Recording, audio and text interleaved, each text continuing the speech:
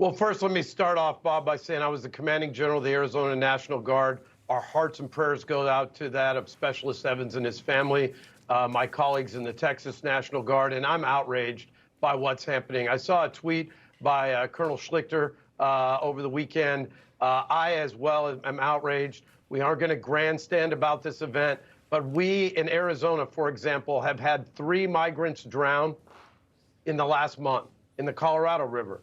And the truth is this: Biden has created an open border policy, has incentivized crossing. Repealing Title 42 is further dereliction of his duty. And Bob, you and I have been talking about this for 15 months. Mayorkas has no interest in doing it. And his ability to block members, duly elected members of the House, from seeing what they are funding or not funding right now at the border is also impeachable, and I'm calling on my future colleagues in the House and Senate to impeach Mayorkas.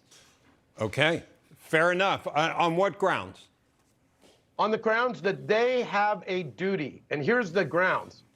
On January 21st, 2021, I was the commanding general of the National Guard here in Arizona. We had a fully funded authorization that was signed in under the Trump administration for 1,030 guardsmen to be in direct support of Customs, Border Patrol, ICE, and Immigration Services. Mayorkas, through executive order, zeroed out the account, recalled those 1,030 guardsmen.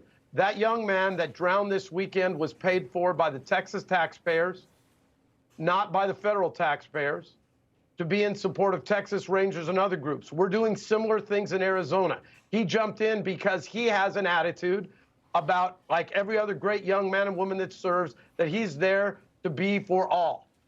He lost his life. We haven't heard a word from Biden or Mayorkas about this tragic event, yet when in the same sector, the Border Patrol agents were trying to literally get people out of the river crossing illegally to save their lives, we saw a bunch of fake news about bullwhips, if you remember that incident, about 6 months ago.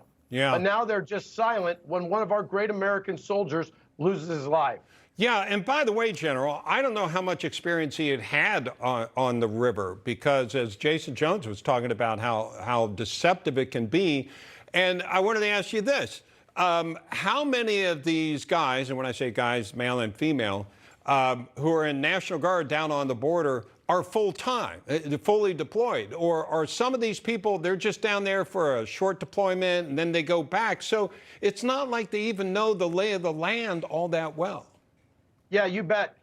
In the Army National Guard, 80% of them are in a drilling status. Okay. So I don't know what this specialist's full-time job was, but he was called to duty.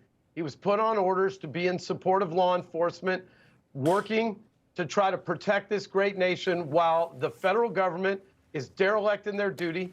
They've cut off all the federal funding. They've left the wall open and created policies like repealing Title 42, MPP, and incentivizing crossing, and put our young men and women in harm's way, as well as, I tell people that say it's inhumane to have a closed border, just remind them that in the Yuma sector alone, since January 1st, I think we've lost 39 migrants in that one sector. Oh, my. 39 lives lost.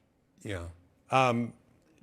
Do you feel Mayorkas is, I assume he takes an oath to uphold the Constitution. Do you think he's violating that? Is that what the gist of your argument is?